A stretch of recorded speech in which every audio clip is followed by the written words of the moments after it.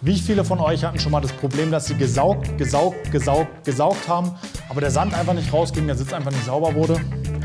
Vielleicht ist das eine Lösung. In diesem Video wollen wir uns mal dieses Tool angucken.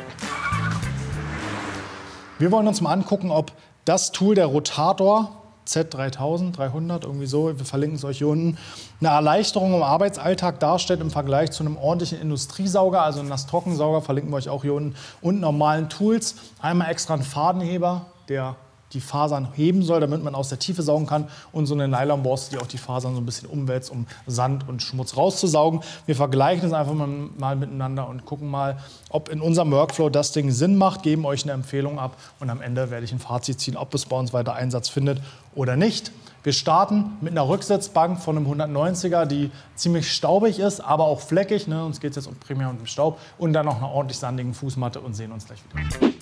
So, wir kleben erstmal ab. Wir haben hier eine schöne Rücksitzbank. Natürlich ist hier auch UV-Belastung. Das sieht man ganz krass an diesem Unterschied, wo die Bank normalerweise aufliegt. Also wir werden jetzt keine perfekte Oberfläche haben. Aber ein ganz guter Vergleich. Und wir saugen erstmal mit dem Fadenheber vor, um auch wirklich in die Tiefe zu kommen, ein bisschen das Textil anzuheben. Gerade an der Kante saugen wir ein bisschen genauer. Aber man sieht, da geht halt einfach nicht so viel. Das ist einfach UV-Belastung. Und natürlich auch Flecken, um die es jetzt hier nicht gehen soll, sondern wir wollen einfach mal den Staub aus der Tiefe raus und mal gucken, was mit so einem Sauger ist. Wie gesagt, wir haben hier einen 1400 Watt Nasssauger. Der hat wirklich richtig Power, also der holt da raus, was da rauszuholen geht mit normalen Mitteln, und gehen auch nochmal mit einer Nylonborste hinterher, um nochmal die Fasern ein bisschen mehr zu lockern und auch den Schmutz so ein bisschen rauszubürsten.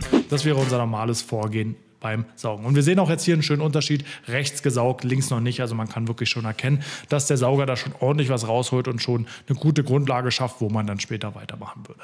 Wir versuchen jetzt auch mal auf der Gegenseite einfach den Tonador bzw. den Rotator. Wird im Endeffekt einfach aufgesetzt, luftdicht verschlossen sozusagen, und dann langsam bei Druckluftzufuhr über die Oberfläche gezogen, und wir sehen schon beim Saugen, dass da ordentlich was rauskommt.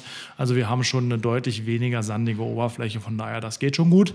Ob es jetzt direkt besser als beim Sauger ist, sehen wir jetzt noch nicht. Wir ziehen mal das Klebeband ab, und auch hier sehen wir jetzt erstmal keinen krassen Unterschied. Also bei so einem dichten Fasergewebe scheint es so, als wäre es erstmal der gleiche Effekt. Wir können aber noch mal versuchen, ob wir das noch mal ein bisschen objektivieren können. Wir klemmen mal ein weißes Mikrofasertuch in den Saugschlauch rein, saugen noch mal die bereits mit dem Sauger gesaugte Seite ab und gucken, siehe da kam echt noch eine Menge Schmutz raus. Das gleiche machen wir jetzt auf der anderen Seite nochmal mit dem Sauger, einfach um gegen zu kontrollieren, und können dann da im Ergebnis sehen, dass auch hier ein bisschen Schmutz rauskam. Das liegt wahrscheinlich an der Tiefe des Schmutzes, aber lange nicht in der Intensität wie beim Rotator, was uns zeigt, dass beim Rotator doch deutlich mehr Schmutz entfernt wird. Das gleiche machen wir jetzt nochmal bei einer Fußmatte. Wir kleben mittig ab, wir lassen die wirklich so, wie sie ist, nichts klopfen, nichts schütteln, sondern saugen einfach mal gründlich mit dem Fadenheber ab. Und jeder, der das schon mal gemacht hat, kennt das Problem. Man kriegt zwar Schmutz raus, aber beim Rüberreiben schüttelt man den ganzen Sand aus der Tiefe raus, und man hat das Gefühl, man ist in einem endlosen Sandmeer. Man sieht es hier schön, wie die Sandkörner wieder hochspringen. Dann kann man die zwischendurch wegsaugen mit dem anderen Aufsatz. Aber man sieht, die kommen aus der Tiefe immer wieder nach bei jeder Bürstenrichtung. Klassisches Problem. Hier würde man normalerweise mit einem normalen Tonado ran, mit einem Mattenklopfer oder auch mit einer Bürste rangehen. Mal gucken, ob der Rotator uns dabei helfen kann, diesen Prozess zu vereinfachen und zu beschleunigen. Fangen wir mal an, genau das gleiche Vorgehen erstmal wie bei dem Sitz. Und auch hier sehen wir, natürlich wird schon mal viel aufgesaugt, aber wir sehen auch, es bleibt auch noch eine Menge an der Oberfläche, weil einfach aus der Tiefe durch diesen Tornado-Effekt auch Sand aufgewirbelt wird. Das heißt, wir müssen auch zwischendurch mal ein bisschen die Düse abheben, damit einfach der Wirbeleffekt noch stärker zum Tragen kommen kann, was dann in der Praxis natürlich dazu führt, dass auch so ein bisschen was durch die Luft fliegen würde mit Sicherheit, aber natürlich durch den Saugeffekt deutlich weniger als bei einem Tonador, und dann sehen wir auch schon, ein bisschen was fliegt weg, aber es wird auch noch eine Menge eingesaugt, und dadurch haben wir einfach einen 2-in-1-Faktor. Ne? Wir haben einen Tonador, der gleichzeitig noch mitsaugt. Normalerweise wären das 2 separate Steps, von daher finde ich ganz praktisch. Saugen dann am Ende den überschüssigen Sand nochmal ab, um dann final mal gucken zu können, wenn wir das Klebeband abziehen, wie denn das Ergebnis links gegen rechts ist. Ich habe hier ungefähr die gleiche Zeit aufgewendet, einfach um mal zu gucken, ob das einen zeitlichen Vorteil hat, dieses Gerät zu benutzen. So, ich denke, im direkten Vergleich sieht man schon einen ganz guten Unterschied zwischen gar nichts getan, nur Klebeband abgezogen, mit dem Tonado, Rotator abgesaugt und normal abgesaugt.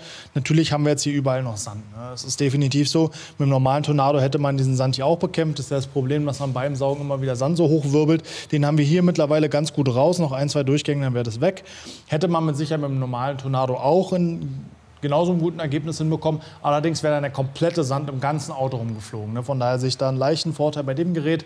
Es ist mit Sicherheit kein Must-Have. Wer sagt, ja, so ein bisschen die Arbeit erleichtern, gerade um mal in die Ecken zu kommen, denke ich, macht es auch Sinn. Wir haben auch im Vergleich mit dem Tuch gesehen, dass er noch mal ein bisschen mehr Saugkraft hat als ein Sauger alleine. Also er holt wirklich noch mal ein bisschen mehr Dreck aus der Tiefe der Fasern, einfach durch den Tornado-Effekt. Ich denke, es ist ein Tool, was bei uns Einzug findet. Wird bestimmt den einen oder anderen Prozess ein bisschen verbessern, verschnellern. Ist nicht die Revolution der Welt, aber macht auf jeden Fall Sinn. Wie gesagt, wenn ihr Bock habt, probiert es aus. Wenn ihr Fragen habt, schreibt es in die Kommentare. Bis zum nächsten Mal. Haut rein.